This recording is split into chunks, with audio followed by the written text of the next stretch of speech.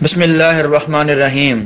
میرے معزز سامعین، چند دنوں پہلے ڈاکٹر حسن عسکری شیعہ اور میرا یعنی علی معاویہ کا سیرت عمر فاروق رضی اللہ تعالیٰ عنہ پر مناظرہ ہوا تھا، جس میں ہماری 2 ہفتے پہلے گفتگو ہو چکی تھی۔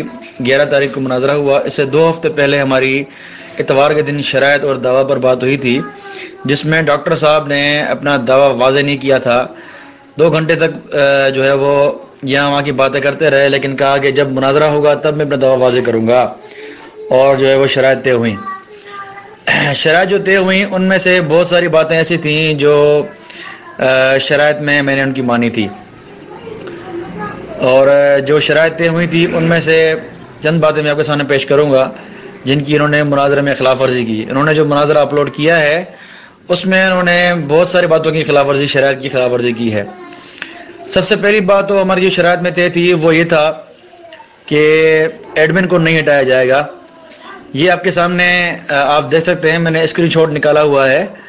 یہ بخش حسین شیعہ جو ہے وہ یہ لکھ رہا ہے کہ جناب ہم آپ کو ایڈمن شپ سے نہیں ہٹائیں گے، تبصرے کے بعد 1 دن مکمل دیا جائے گا، آپ کی طرح نہیں کریں گے، یہ ہمیں کہہ رہے ہیں۔ ٹھیک ہے جناب، تو انہوں نے کہا کہ 1 دن مکمل دیا جائے گا، اس کے بعد جو آپ کو ہم نکالیں گے۔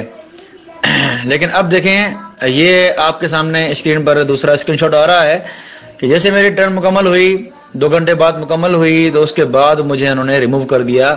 یہ لکھا ہوا ہے علی ناصر ریموو یو۔ تو علی ناصر ان کا شیعہ ہے، ایڈمن ہے وہ گروپ کا، اس نے مجھے گروپ کر دیا، ریموو کر دیا ہے۔ تو انہوں نے ایک تو یہ خلاف ورزی کی۔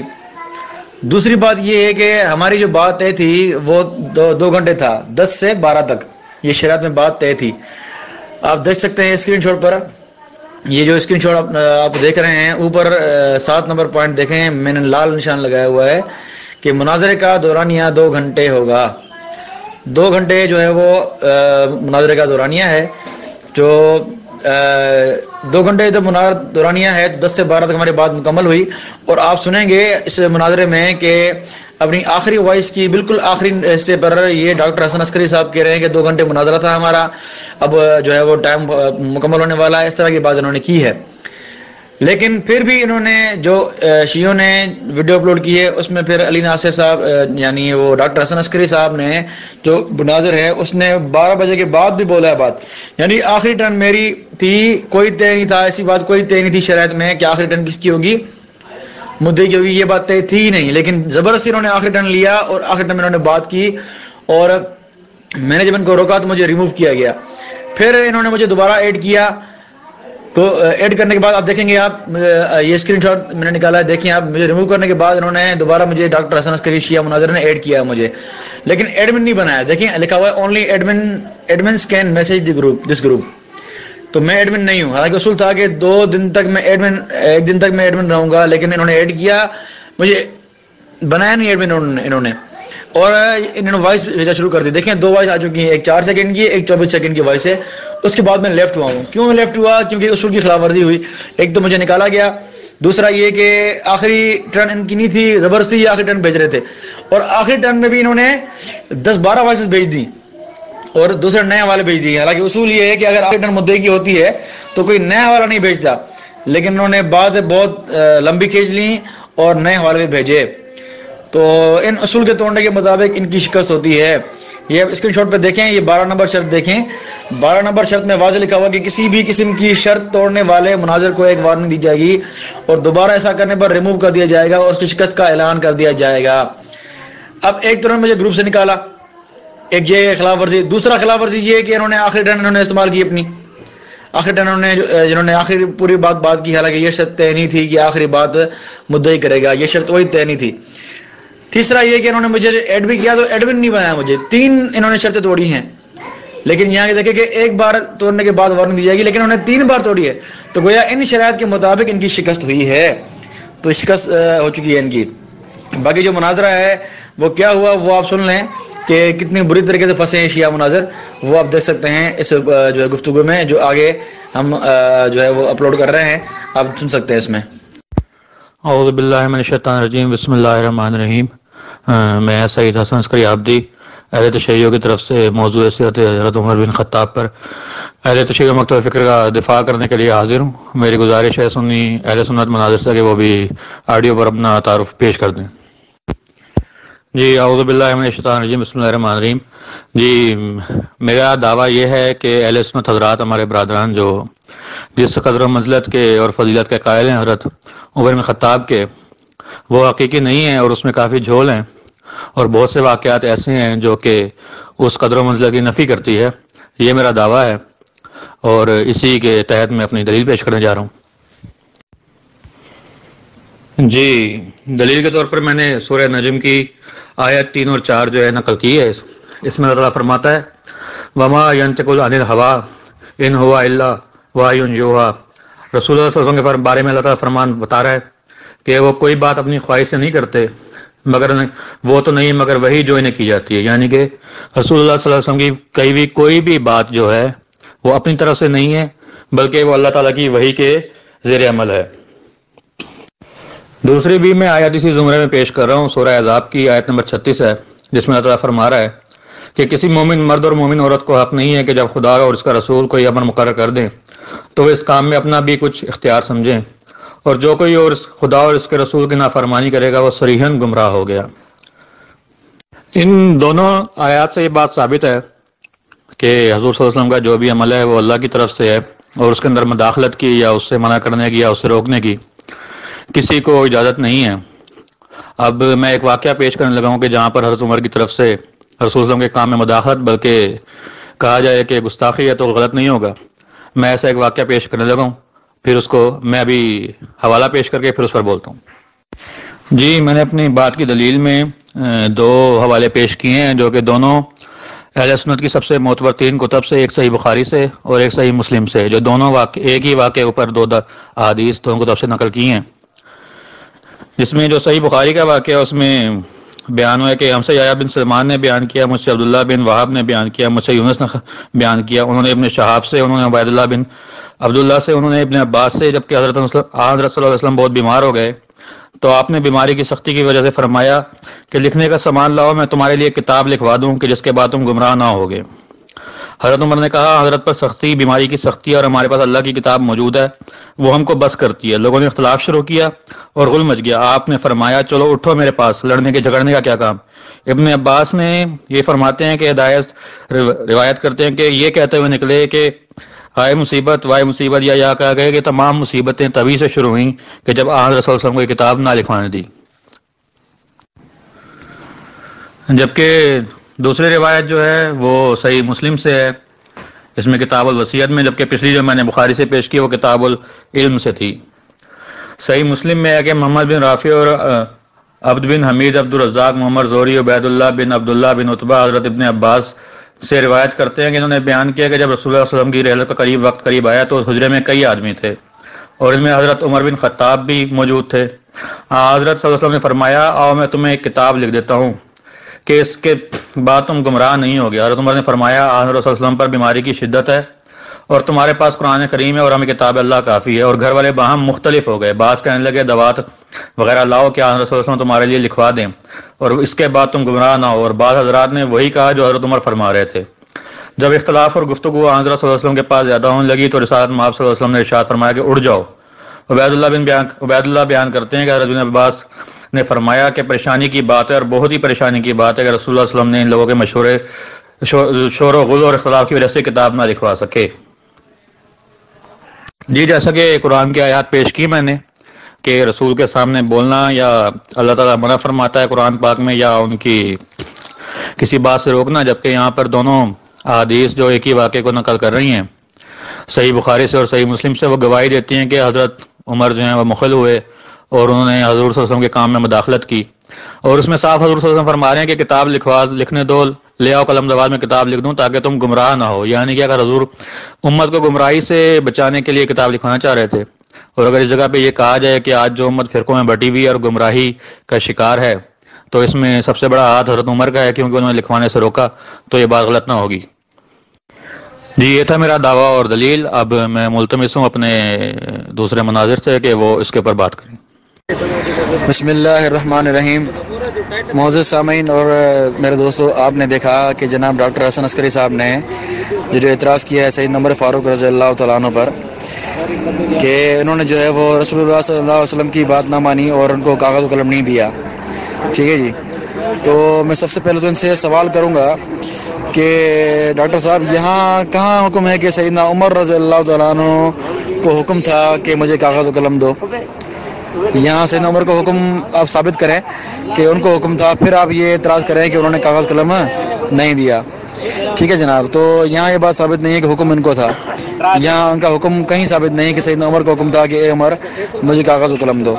सैयदना उमर रज़ियल्लाहु तो वो घर के भी नहीं थे, वो तो बाहर के थे, वो तो ताज़ीद करने के लिए आए थे। अब ताज़ीद करने वाले के किस तरह कह सकते हैं कि मुझे कागज़ कलम दो? तो जनाब ये तो आप पहले हुक्म साबित करें कि ये सैयदना उमर रज़ियल्लाहु का हुक्म था। दूसरी बात ये कि अगर बिलफर्ज इस हुक्म को आप वही समझते हैं कि अल्लाह के हुक्म से रसूलुल्लाह सल्लल्लाहु अलैहि वसल्लम ने ये हुक्म फरमाया था, तो अल्लाह के हुक्म पर और वही पे अमल करना ज़रूरी होता है नबी के लिए। तो मुझे बताएं कि रसूलुल्लाह सल्लल्लाहु अलैहि वसल्लम ने सैयदना उमर रज़ियल्लाहु अन्हु के रोकने से, बकौल आपके सैयदना उमर ने रोका, कागज़ कलम नहीं दिया, तो उनके रोकने से क्या रुक जाते? क्या काफिरों के रोकने से उन्होंने तबलीग नहीं रोकी? और आप कह रहे हैं कि सैयदना उमर के रोकने से उन्होंने नबी ने सल्लल्लाहु अलैहि वसल्लम ने जो है वो अल्लाह का हुक्म छोड़ दिया, तरक कर दिया। किसी और को बोलते या उसके बाद बोलते, इसके बाद रसूलुल्लाह सल्लल्लाहु अलैहि वसल्लम 3 दिन जिंदा रहे, वो बाद में बोलते कि अभी 2 कागज़ कलम अल्लाह का हुक्म मैं पूरा करूं, लेकिन इन्होंने ऐसा नहीं बोला।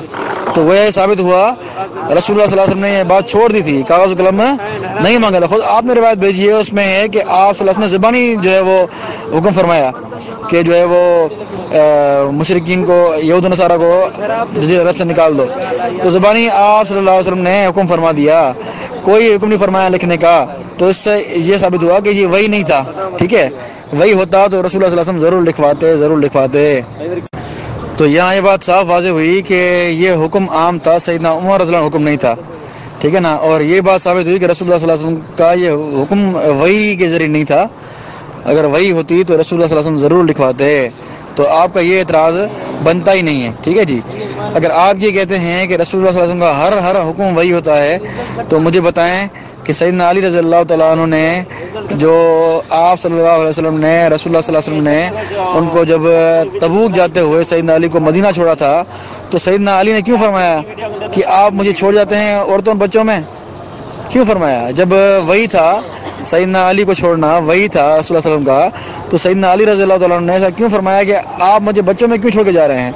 क्या वही पे एतराज़ किया सैयदना अली रज़ियल्लाहु अन्हु ने? तो जनाब ये एतराज़ गोया सैयदना अली पे बनता है। तो ये आप पहले वाज़ेह करेंगे सैयदना उमर को हुक्म था, फिर आपका एतराज़ बनेगा, वरना आपका एतराज़ नहीं बनेगा। जी, मेरे जो मुखालिफ मुनाज़िर हैं जनाब अली माविया साहब, उन्होंने 3 बातें की हैं। पहले ये कि हज़रत उमर पर हुक्म ही नहीं था जी, उनका कहना है। तो इस बात के ऊपर तो खैर मुझे हंसी आ गई।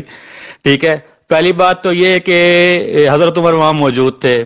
ठीक है, फिर अहादीस के दरमियान दोनों हदीसें मैंने पेश की हैं, उनके बीच में मौजूद है कि हज़रत उमर ने कागज़ कलम दवा देने से रोका। तो ये तो सोने पे सुहागा हो गया कि जब वो मुखातिब नहीं थे तो वो फिर क्यों कूद पड़े बीच में, यानी उनसे बात भी नहीं, फिर भी वो बीच में कूद पड़े रसूल की मुखालफत के लिए। मेरे मोहतरम, अगर फर्ज कर लेते हैं कि उनसे बात ही नहीं थी, उनसे वो मुखातिब ही नहीं थे, इजमालन या सबसे ये बात कही थी, ये भी बात लेते हैं, तो क्या जरूरत थी हज़रत उमर को बीच में कूद के हज़रत सल्लल्लाहु अलैहि वसल्लम को रोकने की? ठीक है, तो आप मुझे इस बात का जवाब दें, किस लिए वो बीच में कूद पड़े?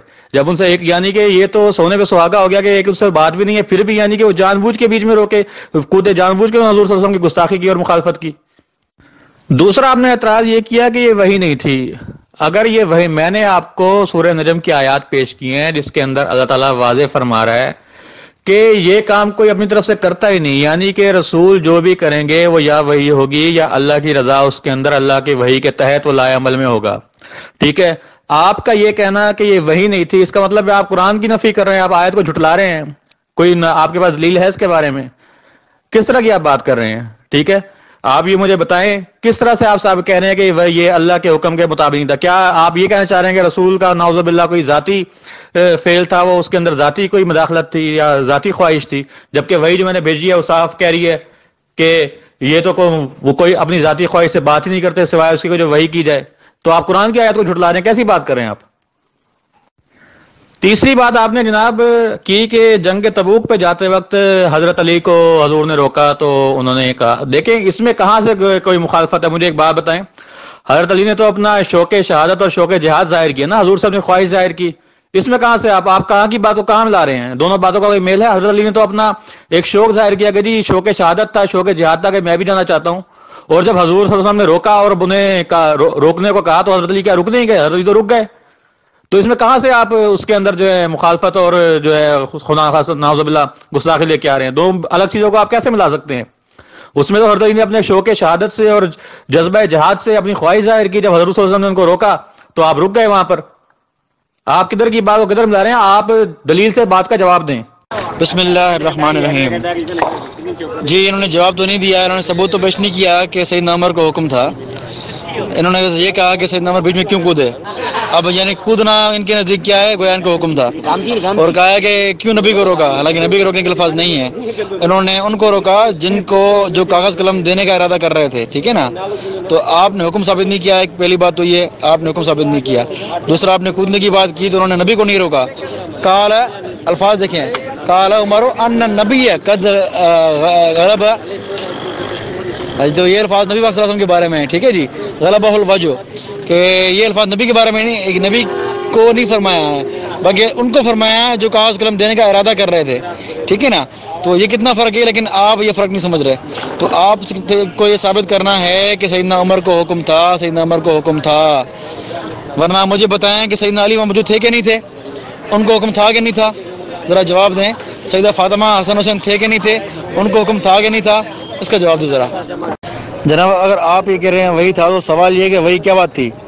وہی وہ احکامات تھے جو آپ صلی اللہ علیہ وسلم نے بتائے، وہ 3 باتیں بتائیں، وہ بتانا وہی تھا یا کاغذ قلم لے کر لکھوانا وہی تھا؟ ذرا اس کا مجھے بتائیں ذرا آپ، ٹھیک ہے؟ تو مجھے وہ واضح کہہ رہے ہیں، حکم آپ کہنا کس کو جا رہے ہیں؟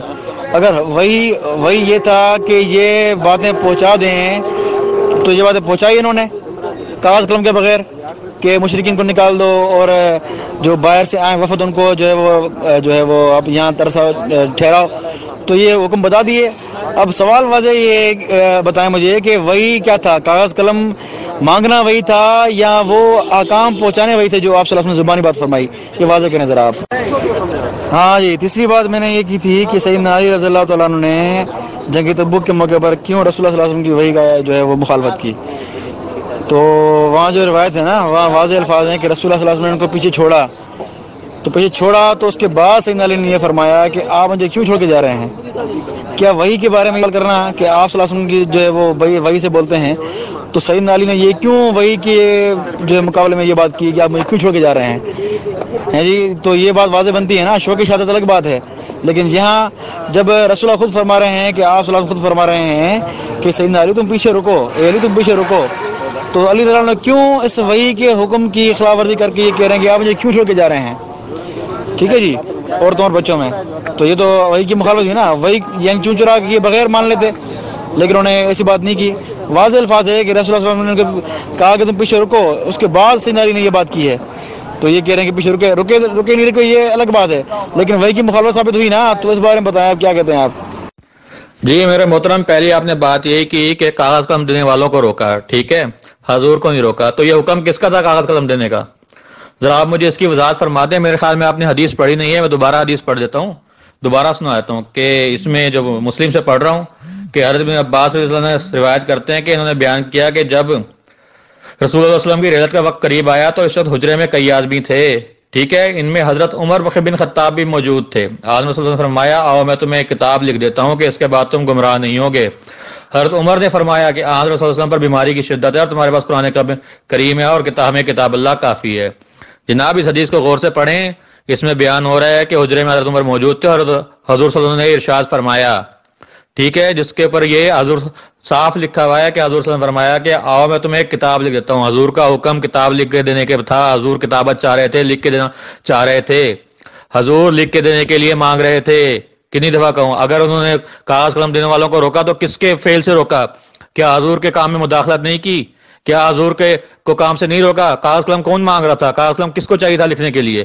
تو آپ کس طرح سے کہہ لیں کہ کاغذ قلم دینے والوں کو روکا؟ کاغذ قلم دینے والوں کو روکا تو حضور صلی اللہ علیہ وسلم کے کام سے ہی نا، جس کتابت کو حضور صلی اللہ علیہ وسلم کہنا چاہ، جس کو حضور صلی اللہ علیہ وسلم جو کتابت حضور صلی اللہ علیہ وسلم کرنا چاہ رہے تھے اسی کام سے روکا گیا۔ دوسری بات یہ، آپ کہہ رہے ہیں کہ حضرت علی کو یہ حکم تھا کہ نہیں، تو یہ تو آپ کی طرف سے دعویٰ ہو گیا، ٹھیک ہے۔ یہ آپ کو جناب، یہ آپ یعنی کہ حضرت علی کو وہاں موجودگی اگر بتانا چاہ رہے ہیں تو آپ کو تشریح کتب سے ثابت کرنا پڑے گا کہ حضرت علی وہاں موجود تھے کہ نہیں تھے، ٹھیک ہے۔ یہ بات تو اگر آپ کہتے ہیں تو آپ ثابت کریں کہ وہاں پر حضرت علی موجود تھے، آپ ہماری کتب سے ثابت کر کے دکھائیں حضرت علی کی موجودگی، وہاں پر حضرت علی موجود تھے کہ نہیں تھے، یہ ثابت کرنا پڑے گا آپ کو۔ تیسری بات آپ یہ کہہ رہے ہیں کہ جی یہ وہی یہ تھی کہ یہ باتیں پہنچا دیں، حدیث میں کہاں ان کا ذکر ہے کہ کفار کو نکال دو اور یہ کر دو اور وہ کر دو؟ جو میں نے دونوں حدیث آپ کو پیش کیے ہیں اس کے اندر کہیں ان چیزوں کا ذکر ہے؟ اس کے اندر کاغذ قلم مانگنے کا ذکر ہے اور حضرت عمر کا مداخلت کر کے کاغذ قلم دینے سے روکنے کا ذکر ہے، تو آپ کس طرح سے بات دوسری طرف گھما رہے ہیں؟ آپ سیدھا موضوع کے اوپر رہیں اور جو بات میں نے کی ہے، جو حدیث میں نے پیش کی ہے، اس کا رد پیش کریں سیدھی طرح سے۔ تیسرا، آپ کو وحی کی تعریف بتانے کے لیے میں آپ کو ایک ریفرنس بھیج رہا ہوں، ٹھیک ہے، کتاب ہے اضواء البیان فی ایضاح القرآن، ذرا آپ اس کو بھیجیں، میں حوالہ بھیجتا ہوں پھر آپ کو بتاتا ہوں۔ جی اس کے اندر آپ غور کریں، اس میں سیوطی صاحب فرما رہے کہ وحی امرنا بکتابت ہی و تعبدنا بتلاوت ہی وهو القرآن الکریم و وحی لم نؤمر بکتابت ہی ولم نتعبد بتلاوت وهو السنہ۔ یہ بتا رہے ہیں کہ دو قسم کی وحی ہوتی ہے، ٹھیک ہے، ایک قرآن کریم ہے اور دوسری وحی جو ہے وہ سنت ہے۔ تو اس سے بھی ثابت ہو رہا ہے کہ وحی جو رسول کی سنت ہے وہ بھی وحی ہے، وحی کہ اللہ کے حکم کے ذریعے ہی ہے۔ تو آپ کس طرح سے اس کو اللہ کے حکم سے یا وحی سے خارج کر رہے ہیں؟ آپ مجھے ذرا اس کی تعویل تو بتائیں، اور آپ کو میں نے تینوں باتوں کا پہلے جواب دے دیا، ان کا جواب بھی دیں۔ اور چوتھی بات جو آپ حضرت علی کی بات کر رہے ہیں، تبوک کی، حضرت علی کی مخالفت کی، جناب یہ آپ دعویٰ کر رہے ہیں، آپ پہلے رد تو دیں، ٹھیک ہے۔ آپ دعویٰ کا رد دے نہیں اور اپنی طرف سے الزامی دعویٰ کر رہے ہیں، جبکہ میں نے شرائط کے اندر لکھا ہوا موجود ہے، آپ کو اگر کہتے ہیں تو میں ہائی لائٹ کر کے دے دیتا ہوں، شرائط میں موجود ہے کہ آپ پہلے رد پیش کریں گے پھر آپ جو ہے الزامی دعویٰ پیش کریں گے، ٹھیک ہے۔ اور اس کا جواب بھی میں آپ کو دے سکتا ہوں، دے چکا ہوں کہ حضرت علی نے جو پوچھا وہ سوال پوچھا، اس کے اندر کہیں بھی گستاخی یا سوال یا چون چرا کی بات نہیں آتی۔ اور آپ مجھے بتائیں، واقعہ پیش کریں گے جب حضور صلی اللہ علیہ وسلم نے روکا اور توجیہ بتائی تو کہ حضرت علی رک نہیں گئے؟ حضرت علی نے یہ پوچھا کہ آپ مجھے کیوں چھوڑ کر جا رہے ہیں، یہ صرف ایک سوال ہے، اس سے بڑھ کر کچھ نہیں ہے۔ کسی کام میں مداخلت نہیں کی، حضور کو کسی کام سے روکا نہیں انہوں نے۔ آپ کہاں کی بات کہاں لا رہے ہیں؟ اور جو بات آپ کر رہے ہیں، اگر حضرت علی کا پہلے تو آپ ثابت کریں کہ حضرت علی وہاں موجود تھے، اور سب سے پہلے آپ رد پیش کریں نا۔ آپ دعویٰ کس لیے کر رہے ہیں؟ آپ الزامی دعویٰ کس لیے پیش کر رہے ہیں؟ آپ رد پیش کریں، رد آپ پیش کرنے کے ادھر ادھر بھاگ رہے ہیں۔ آپ پہلے رد پیش کریں، اور اگر آپ رد پیش کر کے پھر اس بات پہ آئیں کہ حضرت علی وہاں تھے کہ نہیں، اور آپ اس کو ثابت کریں گے حضرت علی وہاں تھے، اور اگر حضرت علی بالفرض وہاں بھی تھے تو حضرت علی نے تو مداخلت نہیں کی، انہوں نے تو نہیں کہا کہ زیان ہو گیا ہے، تو آپ کس طرح کی باتیں کر رہے ہیں؟ پہلے آپ رد پیش کریں اور آپ پھر آپ جو ہے الزامی دعوے کی طرف آئیں۔ شرائط کے اندر لکھا ہوا ہے، شرائط کی دھجیاں نہ اڑائیں۔ آپ بات حضرت عمر پہ ہو رہی ہے، حضرت علی پہ نہیں ہو رہی ہے، ٹھیک ہے۔ آپ حضرت عمر پہ مانیں، آپ کہیں بتائیں حضرت عمر نے یہ کیا کہ کہا کہ نہیں کہا، آپ ہاں یا نہ میں جواب دیں۔ آپ اس کا رد پیش کریں، نہیں تو پھر آپ مانیں اس بات کو کہ حضرت عمر نے یہ کیا۔ اگر حضرت عمر نے یہ کیا تو پھر ایسا شخص کہاں سے پھر وہ اتباع کے قابل ہو گیا؟ آپ مجھے بتائیں ذرا، اس بات کا جواب دیں مجھے۔ بسم اللہ الرحمن الرحیم۔ چلیں، آپ نے ایک بات سے رجوع کر لیا کہ حکم جو آپ نے کہا تھا کہ رسول اللہ صلی اللہ علیہ وسلم کو جو ہے اس نے منع کیا سیدنا عمر رضی اللہ عنہ نے، ابھی آپ نے کم سے کم یہ تو مان لیا کہ منع انہوں نے رسول اللہ صلی اللہ علیہ وسلم کو نہیں کیا تھا، بلکہ ان کو کیا تھا جو دینے والے تھے کاغذ قلم، کیسا؟ تو حکم آپ نے یہ بات اپنی جو ہے اس سے رجوع کر لیا آپ نے۔ اب جو ہے آپ نے یہ کہا ہے کہ حکم تو نبی کا تھا نا، تو حکم نبی کا تھا، تو میں یہ کہہ رہا ہوں کہ حکم نبی کا تھا، لیکن سیدنا عمر نے کیوں روکا؟ کیا نبی پاک صلی اللہ علیہ وسلم کے خیال ان کو آیا کہ نہیں ان کو تکلیف زیادہ ہے؟